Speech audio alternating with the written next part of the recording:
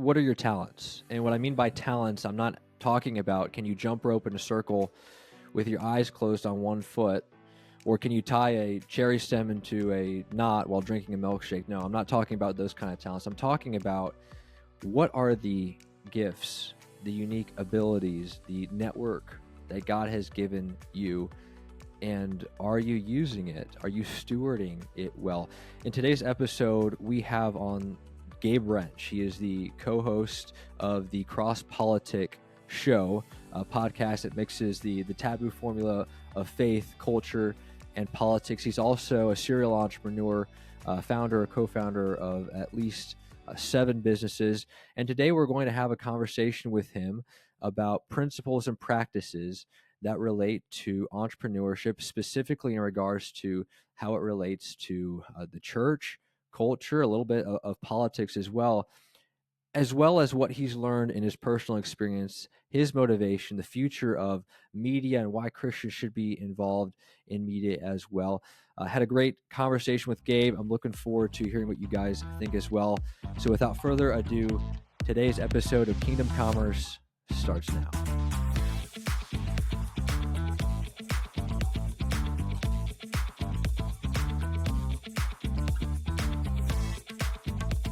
Gabe, look, it's a pleasure to have you on for an episode of Kingdom Commerce. I know last time there's some technical difficulties, but you live and you learn, and so Yep. so happy to finally have this conversation with you. I know it's been about a month since we last connected here. Lots happened. We had the election that happened. You had your Prodigal America conference. You guys have been doing the good work over there at the CrossPolitic, and that's actually. For the audience here, that's really what got me connected with Gabe, was listening to his podcast, CrossPolitic, mixing of taboo and the taboo of politics and faith, asking tough questions. And I think you got to be authentic, ask some real hard questions, talk about truth if you're going to get anywhere. And that's what our society needs. But hey, Gabe, welcome to the show. Thanks for having me, Cooper. Appreciate it, man. Absolutely. Well, one of the things that I really want to ask you about is it's sort of this question that's been plaguing my mind, I suppose, for past, I guess, maybe year or so. It's a question that I have as I just graduated, and at that point you start to realize, okay, I'm not a kid anymore.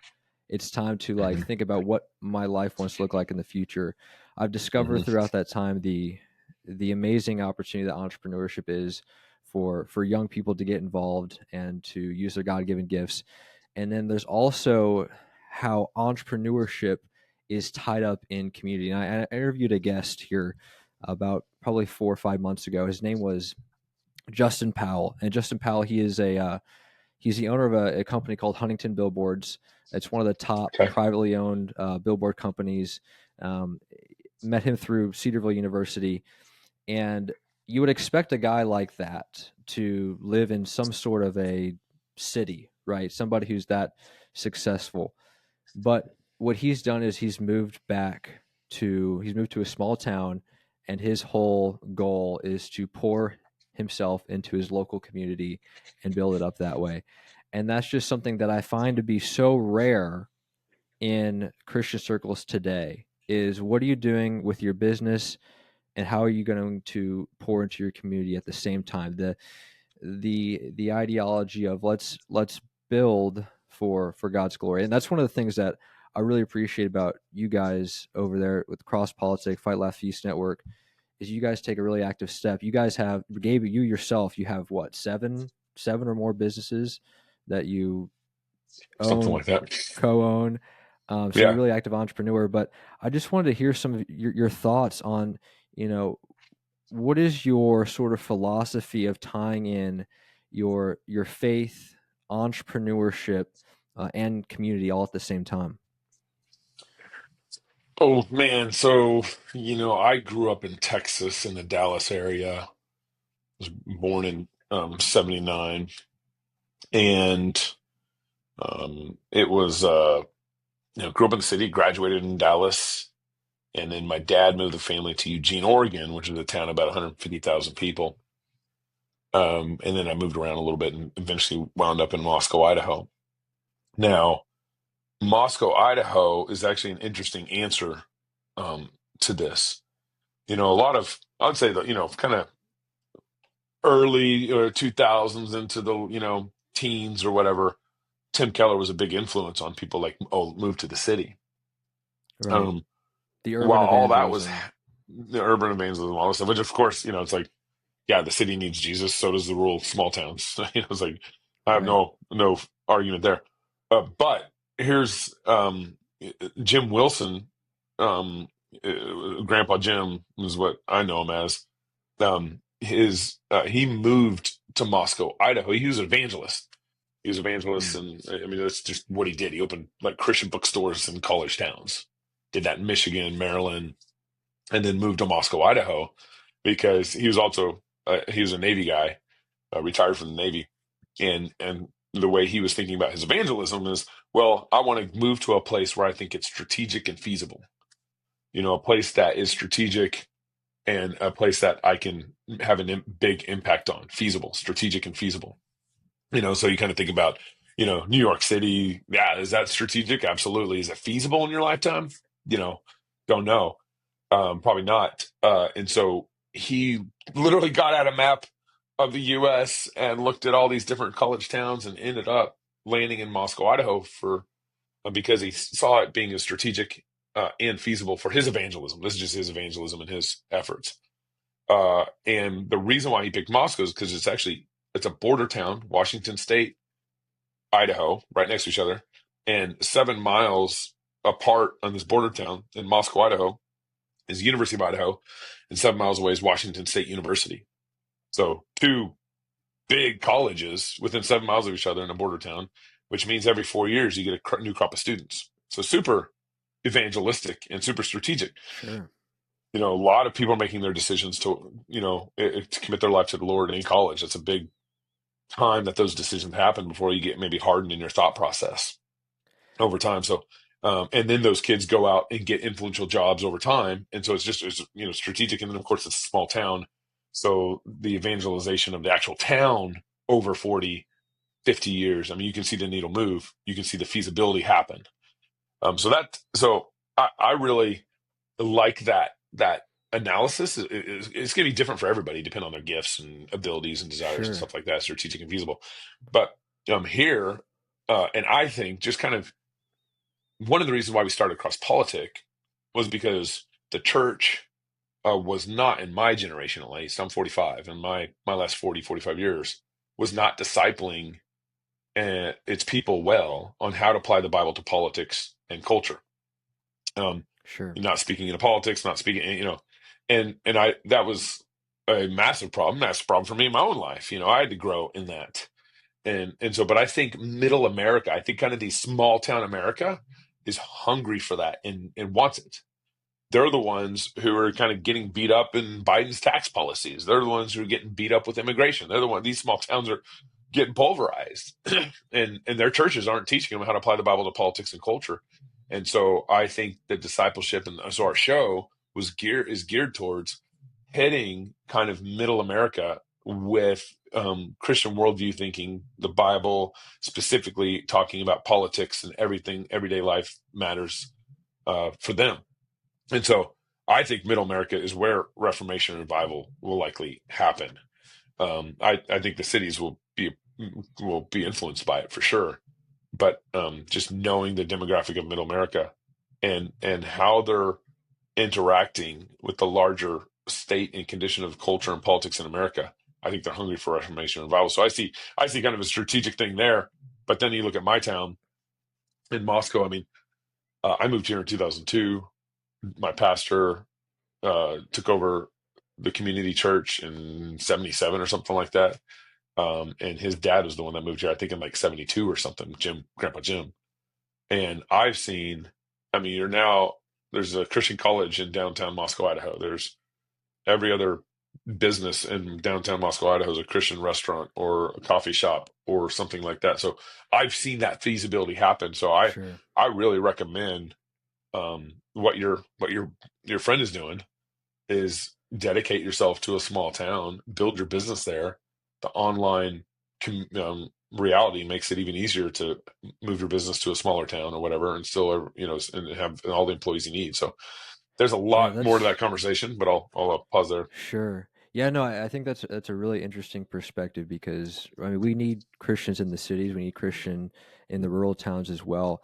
I think that it's just something that I feel like it's been missed, at least in what I've been exposed to, is where's the evangelism happening in the small towns? Because you just kind of assume that there's the Christian culture there because it's rural and generally politically conservative, but it seems like there's sort of a gap between how what business entrepreneurship can actually do for a community, and that's something I've seen firsthand. I don't think everyone has to go to the country, but it's something that has been very inspiring because the average trend is to you've heard of things like brain drain, right, where people who can Hmm. leave the small towns, they leave, and then you have the poverty and the things that come after that. And so that was just something very interesting. So not everyone is going to be in a small town, but how do you, and I don't think it doesn't sound like Moscow is not like a little tiny little town, but how do you build Christian community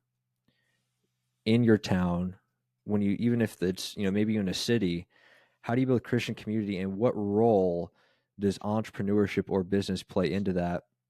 Specifically, how is your business something that is, even if it's not explicitly Christian, how does it have an impact for Christ and his kingdom?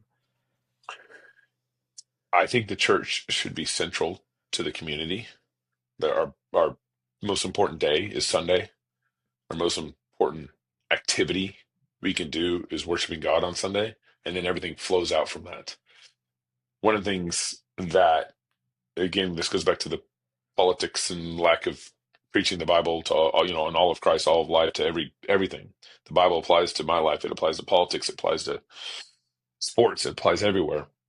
But because we abdicated or stopped applying it to politics, all sorts of problems started creeping up. You think about our current, even, I'm a conservative, obviously, and even our side of the aisle can't think straight. Hmm. What do you Bruce mean? Jenner, Bruce Jenner, he calls himself Caitlyn Jenner now. He identifies as a woman. He's welcome in the Republican Party, and he's talking about running for governor again in California again. And all the conservatives are like, yay, yay. And he tweeted out, I want to bring common sense back to California. But he's not even acting like common sense. He's pretending to be a woman. But all these conservatives are like, yay, go, go, go, cheer him on. And so our Republican Party can't even think rationally about our current circumstances. So we have all sorts of um, inefficiencies in thinking clearly, and that's why it's like got to go back to the Bible. The church is the Right. center, and it's the First Timothy 3. It's the pillar and ground of truth. So I want church and I want Sunday to be the center of our community, and then everything flows out Sure. from there. I um, I remember growing up in the church, and all the sermons I heard about money and business were can be summarized like this: if you make a lot of money, you need to be generous with it. If you don't work too hard, have a good family life work balance. And so I think the pastor needs to be teaching, especially dads in your church, that hey, your business is all for Christ. Everything you do with your business is all for Jesus, I love and the you need quote, to right? work. It's all of life for all of Christ, Yeah, right? all of That's Christ for all life. all of Yes. yeah. Yep. All of Christ for all of life for all the world.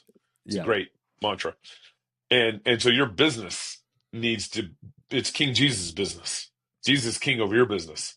And you need to work as hard as you can to where at the end of um Jesus calling you back, you left all your life on the floor like Christ did.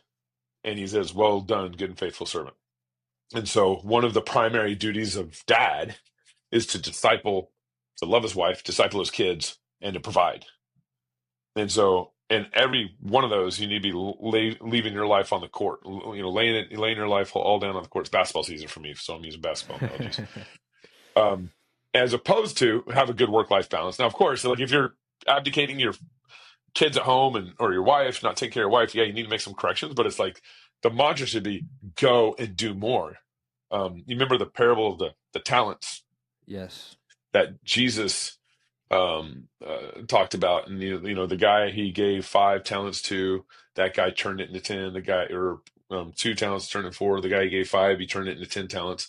The guy who kept the talent and buried it in the backyard, he didn't lose the talent. He kept it. It didn't get stolen. It didn't. He didn't get a negative return on investment. Whatever. The guy that kept the talent and didn't do anything with it was the guy Jesus condemned. Was the guy Jesus Right. rebuked. How many Christians are sitting on their talents and not taking basically what the parable of the talents is about? Is about taking risks, about taking godly risks. And so the center of community should be the church, and then everything should flow out of that. And there's so much to this question, because like when the Pilgrims landed, um, they planted schools, built pubs, and started farming, basically. And in the same way, I think communities need to recenter their life. Oh, and churches, excuse me, churches, pubs, and schools. Um, Christian that are trying to build in their town need to basically start there. Build a good church. Build good Christian schools. We have to take back education. Education's lost. Public education's done. Public education's bankrupt. They don't even know what guys can use girls' bathrooms, whatever. And then we need to build businesses, pubs, and that's how basically you build your local business, your local community. What would you say, is there a difference between someone who, works very hard for somebody else and he's putting all his effort into that, working very hard. What's the difference between the influence that person might have versus someone who's an entrepreneur? Is there a difference? Is one better than the other? Why should Christians, or maybe why should Christians seek to be business owners as opposed to be Mhm. workers in a business? That's a tough Oh man, question because there's a lot of nuance there's to it, several but I'm curious ways. your Yeah, response. first, just the caveat before I get into it is not everyone is built to own a business. So you got to know your Absolutely agree. strengths, gifts, and abilities and stuff like that. But with that kind of set aside, the the way. So I'm going to answer this question probably in a weird way. God gave 3 governments to us. He gave us the civil government, he gave the church government, he gave the family government. Those are the governments that God has clearly defined and clearly gave authority to and authorized them to, go. So the church's job is to preach the gospel, administer the sacraments, and church discipline. That's the main duties of the church. The civil government is to basically exercise the sword and bring justice, reward good, and reward and punish evildoers. Romans 13. Um, and then the family is mom and dad. They're dad's the head of the family. Mom and dad are the authorities in the family. The kids submit to mom and dad. So they have their own authority, and discipline, and teaching the gospel, and then also related to that governmental authority, dad's supposed to provide for food, provide for clothes. Mom's supposed to, sew clothes, work hard out in the, build. Mom's supposed to buy fields and, Proverbs 31, and do all sorts of crazy stuff. And so you're building your own little kingdom. And so out of that is where business flows. So business is not a creation of government. Business is an authority of the family. So my business, it's an outflow of my family. It's an outflow of my work, and it's under the authority of the family. It's not under the authority of the government. And we think business is under the authority of the government. It's not. Mm, So I interesting. think kind of ordering rightly on how we think about business and what jurisdiction it's under. It's not under the jurisdiction of the government. It's the responsibility of dad to provide for his kids and his wife, and that's what business flows out of. So So, I guess my question is, why do you have 7 businesses instead mhm. of working for somebody else? Well, I mean, they're all not successful. So I don't. I mean, some of them I think are and are going to be really successful. You're building, Um, Absolutely. for me, I have the ability to function and go from business to business every day and make things happen and move the needle forward and make decisions and work with other people and other partners, stuff like that. So far, I can do it. I mean, so now some businesses are more important to me than others. I have one business called Dropwave, dropwave.io. I think I already talked to you about Hmm. it last time. But Dropwave is a podcast hosting solution for Christians who are worried about cancel culture. I built that because YouTube was suspending us multiple times, weeks at a time, months at a time, especially during 2020 and during COVID. And so I was like, well, if YouTube is going to cancel us, and then, well, the next going to happen is the podcast world will cancel us, the woke podcast world, and we get millions of downloads on podcasts. We do CrossPolitic alone. We have a network that does bigger too, but YouTube, we got like 25,000 subscribers or something like that. Like it's nothing compared to what we have on download. So I was like, Interesting. I built Dropwave to protect CrossPolitic, and then I just turned it into a business model. So it's a business that slowly grows. It does its duty. Its main duty was actually to protect CrossPolitic. And then as Christians find out about it, they come on. I talk about it on the show. Sometimes I plug it and Sure. I tweet about it every once in a while, that kind of thing. So I have a business. So certain infrastructure is really important to me that I've just kind of turned into a business model, although it's not my main push. So my main pushes would be CrossPolitic and what we're doing there. It makes money. It hosts an annual conference. It's Sure. very successful in terms of our ministry and our calling financially. I need to get it to produce more and provide more for itself. I have Pango Media, pangomedia.com, Pengo, Pango like penguin, pangomedia.com. That's my PR company. And that started, you just cut me off whenever you want. That started when I started CrossPolitic, and then a couple of years into it, and at CrossPolitic, my job, I host it with my buddy Knox and Pastor Toby, so it's three of us. Right.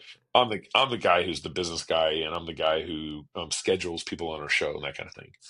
So after doing this for 8 years, it's like I'm friends with Steve Dace. I'm friends with you got to start becoming friends Sure. with the people in the community, Tucker Carlson and that kind of thing. And then over time, people start calling you and say, "Hey, could you get me on this show? Could you get me on that?" And I was like, "No, I can't because my job's over here." And one friend called me and said, "Hey, would you be my PR agent?" And he said, "I'll pay you." So I thought about it and figured out, okay, here's what I'll do for you. Here's what I have time to do, and here's what I'll do. So that's how Pango started. Now I got 8, 9, 10 clients, and it's a great source of revenue. And I have 5 employees with Pango, and people. I work with shows like yours, where it's like, hey, will you help me get guests on my show, and will you help me get on other shows? Very basic business model in the podcasting space. And so Pango, I kind of randomly came out of CrossPolitic, but now it's become such an important mission for me because media is so important to be engaged in. And that was my next question is why media and why right now? Mhm. Why is that Mhm. your main push? Yeah. So, when you start CrossPolitic, we started in 2016, 2 months before President Trump got elected, and none of us voted for Trump in 2016. I personally couldn't believe him. He said he was pro-choice in the 90s, and then all of a sudden he said he wasn't pro-choice. So, not neither here nor there, but we didn't vote for him then, and he won. And so we had already started CrossPolitic before this happened, and I started realizing how important our mission was at CrossPolitic. And then after being in the business for 2, 3 years, I, part of my job on CrossPolitic was to read CNN, Fox, MSNBC, Drudge Report, all that stuff. And I started realizing, oh my goodness, our journalists are liars and they're horrible, and I can't trust any of them. And then 2020 hit, and I was like, oh yeah, they are all liars.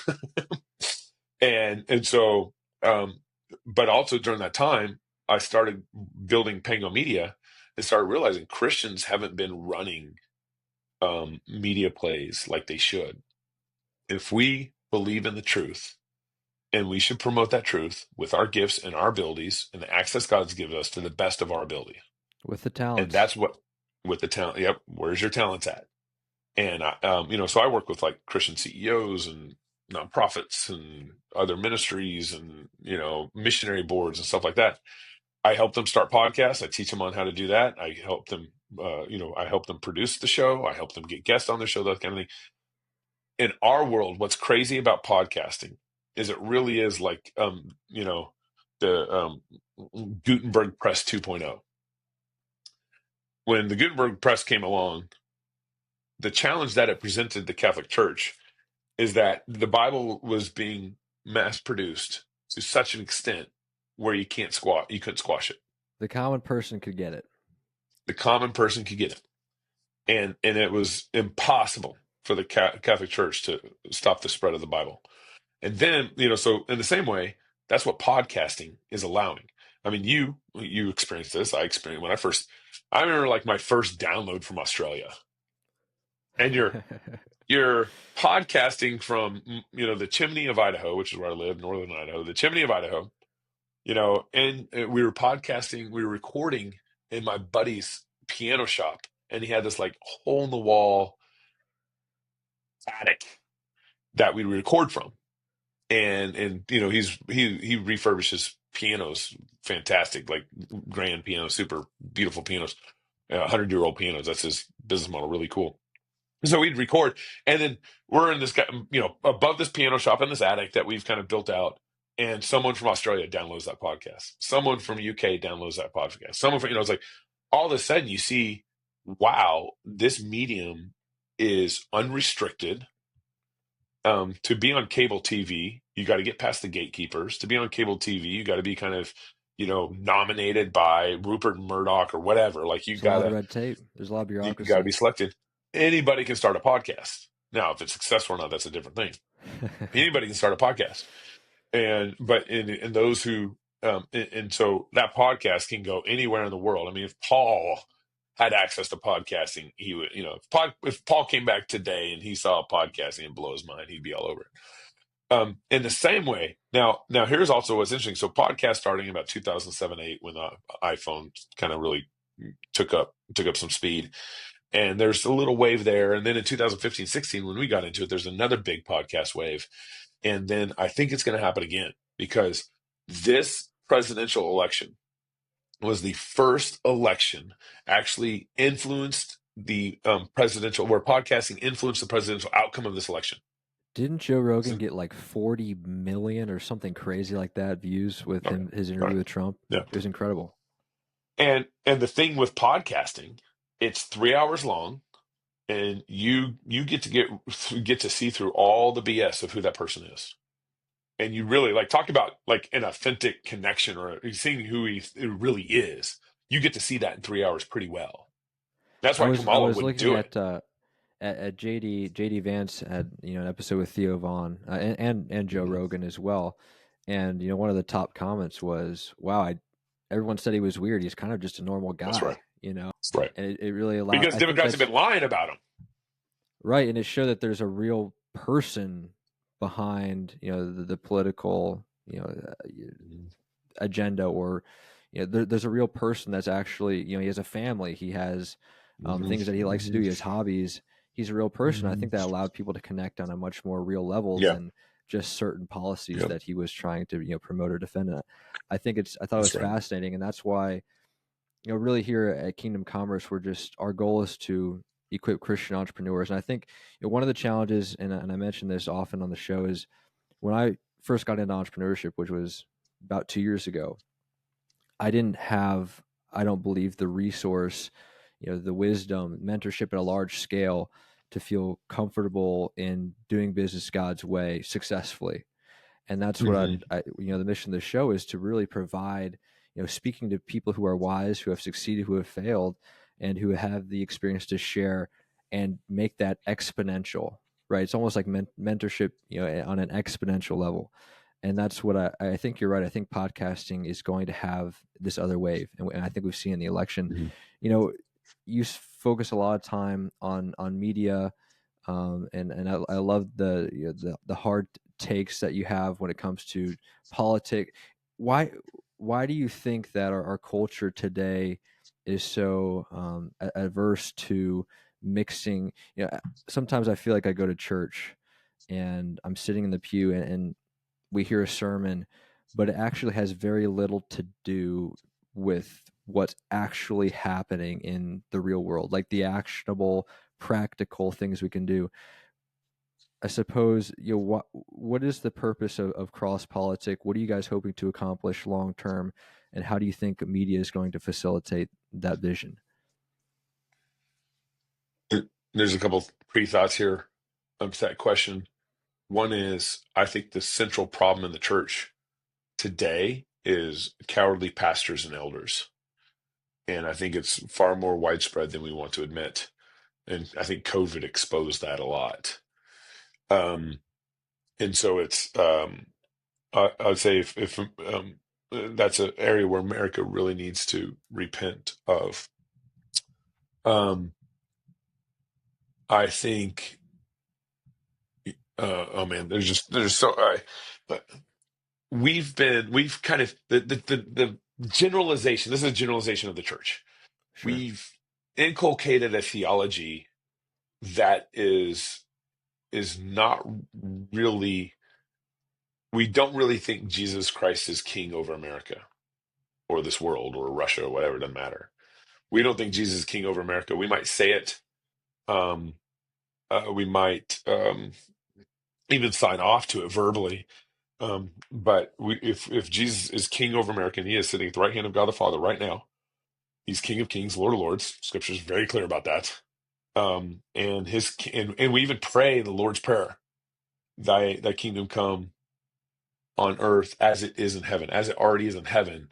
We want mm, Jesus' kingdom to come here on earth. Like, we have this theology that's so disconnected from the lordship of Christ. And I mean, I'm now, full disclosure here, I'm post mill. I believe that Jesus is that there's going to be more Christians in heaven than there are non-Christians in hell. By the when it's all said and done, it's going to be like the sand on the seashore. Christians will be like the sand on the seashore, in heaven, and the non-Christians in hell will be like the sand on your playground, like exponentially less. The gospel is a victorious gospel, and Jesus is king, and he's going to be a victorious king. So I think our theology has really kind of been a kind of a negative theology, a negative, a almost a depressing, like, oh man, Jesus coming anytime, this world is going to hell in a handbasket, theology. right. I've heard that a And lot. so, yeah, and so I think our theology is really affected. So my pastor says your theology comes out your fingertips. In other words, what you actually believe. You could say something with your mouth, but what you actually believe comes out your fingertips. And so if your theology is off, or a negative theology or something like that, it's going to come out your fingertips. Spurgeon, what's this? I forget who said this. I want to say Spurgeon, Luther, or one of the one of the greats in the past. Um, Someone asked him, if you knew Jesus was coming tomorrow, what would you do? And the pastor said, well, I would plant a tree today. So no matter, if we, no one knows the time and that Jesus is coming, or whatever. The whole point is you need to be faithful with where you're at and with where God has you. Plant a tree, start a business, build a school. You need to do that today. Now, as this relates to kind of, again, a lot of this comes down to, your gifts, your abilities, who you are, what access you have, can you find capital, funding, stuff like that. All my businesses that I've started have been just sweat equity, and it's painful. And I don't even know if I'd want. I have one or two businesses where I am getting investors involved, or will be getting investors involved. But a lot of them, like CrossPolitic, I don't want an investor involved in that. I want it to be Right. pure, unrestricted, to be able to say what we need to say and not bother our Sure. investor. 1689cigars.com. That's one of I have an online cigar company and a lounge in Tennessee. We opened up our lounge a couple months ago. That might be something where I might, maybe think about bringing on an investor or something like that. Pango, probably not, Sure. that kind of stuff. I think, the there's so much to learn from starting your own company without other people's money. Absolutely. and I and completely agree and with s- and that. sweat equity and all that stuff. Now I'm at the point where it's like, okay, well, let me actually just let me just talk practically here for a minute too. I would I've love that. started. So I've so started. Go ahead. imagine that before you dive into it, imagine you're speaking to, and I think a lot of our audience that we're seeking to serve here is the entrepreneurs that maybe have just started or thinking about starting a business, but they want to do it God's way. So how, faith comes out of Hmm. your fingertips, how Yeah. practically, are Christians supposed to build? What Hmm. biblical principles have you found to Yeah. be foundational? So, um, a couple things. So I have my own LLCs, my own businesses where I have no partner, and then I have one, two, three businesses where I have other partners. Um, and one of the things I found so helpful when you come into a partnership is you aren't like striving for like equality or anything like that. What you're striving for is um, them bringing their strengths to the company in such a way that it's bringing either whatever you want them to enter into the company at, you want them to enter in that they're getting they're bringing their value and getting their value out of it. So, for example, let me illustrate what I'm actually trying to say. Um, with my podcast, CrossPolitic.com, it's an LLC. Me, Knox, and Toby, Pastor Toby, we are equal owners in it. So 33.3.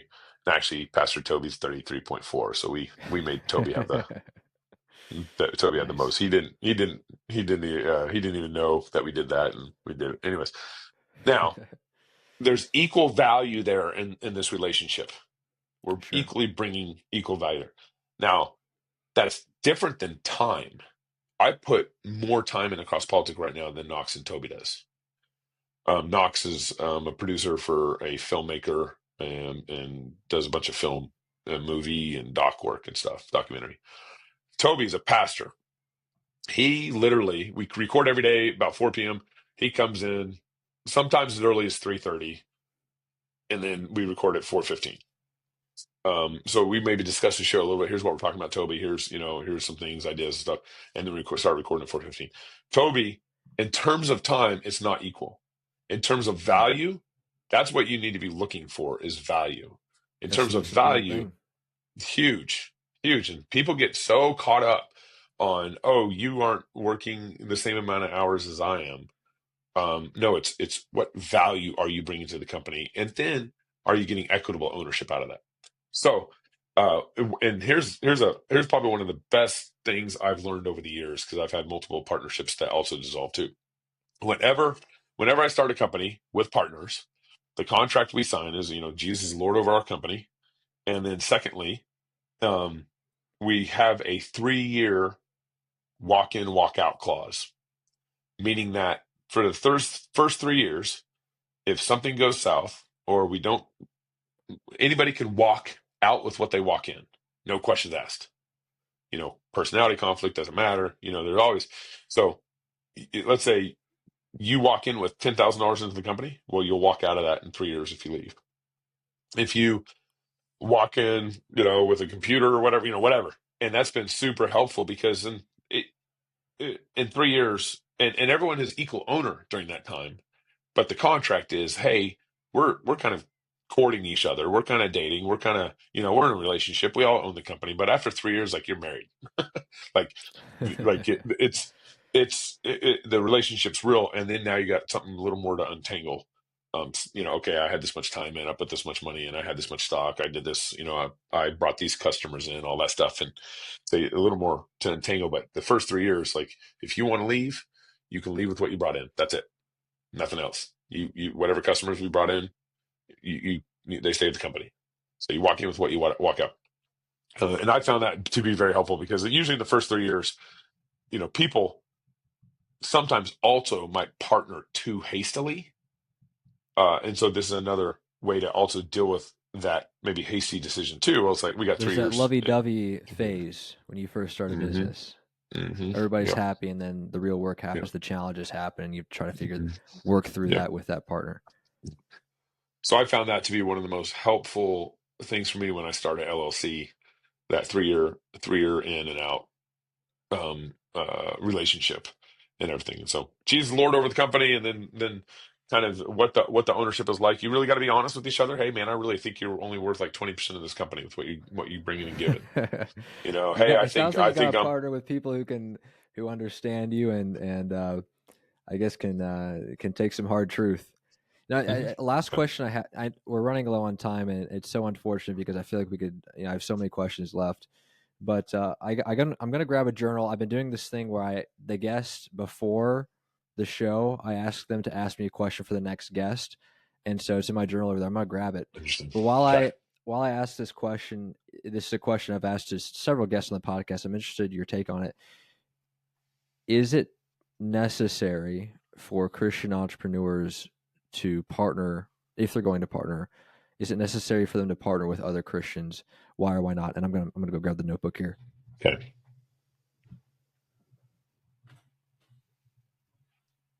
And you can answer it. Oh, okay. I can answer it right now. Okay. I'll answer now. Yeah. I mean, I think there's a couple things there. Scripture clearly prohibits being yoked to an unbeliever, equally yoked to an unbeliever. So I wouldn't want to be equally in an equal partnership with an unbeliever in my company. Now I might let like an unbeliever, maybe buy up to 10% of stock or something like that, or 10% investment into the company or whatever. That I'm open for that conversation. I generally think it's wise to partner with Christians because there should be a real accountability there. The church should be there to be able to help deal with any snarls. The pastors, both sides of the pastors, should be there to help deal with any snarls. So I think partnering with Christians is the wiser way to go. Now the problem is there's a lot of Christians who overvalue themselves, and so I think sometimes in the unbelieving world there's a little more um, blue collar sense, and I mean that like there's a little more earthy understanding that they have about themselves and what their value is. And I think so. I think Christians need to kind of maybe grow some common sense in the business world about this conversation. It goes back to you aren't looking for how much time you're putting in a company. You're looking for how much value you're bringing to the company. I love that. If you're only bringing 20%, then that's at the level you should be an owner in the company. If you're bringing 51% value or whatever, then that's the level you should bring in the company. So that is a value in our Christian principle. And the Bible's a book about how to be the church, how to be a city, and how to be a family. So it has all the principles for us and how to run our businesses. I have one friend who says, Peter, pick up the Westminster Confession and go through the Ten Commandments, and that'll teach you about stealing, about value, about he's like the Lord's Day, honor the Yeah. Lord's Day, set it apart, rest. Like you want to build a company, and see God's blessing upon it. Actually, start with the Ten Commandments and apply it to your company. So there's so Makes much sense. wisdom. Yeah, there's so much wisdom there. You don't have to like make things up. You can actually already get a good start with your company if you give it over to the Lordship of Christ. No, I love that. I absolutely love that. I know we're already over, so I wanna wrap this up. I don't want to wrap it up, but I know we probably should. I know you have a hard stop here. The question that I believe, and I can't remember. This is what I have in the notebook of what he said. The question for our next listener is, Okay. and I think you answered already. But what is the purpose of your life? Why did God create you? The Westminster Confession says, in the Shorter Catechism, it says, what is the chief end of man? The chief end of man is to glorify God and enjoy God forever, enjoy Him forever. And that simple truth is um, a it's such a peaceful truth to me. I don't got to impress um, anybody around me. I got to be a good son to my father. Mm, And my chief end is to glorify him and enjoy him forever. and then of course the rest of the scripture teaches me how to do that. Um, so I'm not worried about what others think of me. I'm not worried about, you know, how the world evaluates my performance. I'm worried about what my Father thinks of me, Amen. and I want to do that for His glory. And this is something I've been talking to my kids about this recently, because I want my kids to grow up and be more passionate about the church and the gospel than me. I want my kids to grow up and work harder than me and be more successful than me. And all that is under the lordship, and all their everything they do is under the lordship of Christ. Um, so yeah, there's much more to be said about that. Well, maybe we'll just have to do a part two at some point. Let's do it. I know you got to Sounds go. Last question. What's your question for the next guest on the podcast? Yeah. And you're normally interviewing just like CEOs and businessmen and stuff like that kind of Yeah, thing. Christian entrepreneurs. Yeah. Hmm. You can ask Yeah. a crazy question if you want. There's no rules against it. Yeah. Um, let's see. What are they objectively doing in their business, in their operation agreements, in their practice, to integrate um, the rule of the Bible into their um, business efforts? The rule of the Bible, the Lordship of Christ, the principles that the Bible gives us to run their business. Perfect. Gabe, I know you got to jump. Really appreciate you. Y'all, this is Kingdom Commerce, where we do commerce the kingdom way. We'll see you in that next one.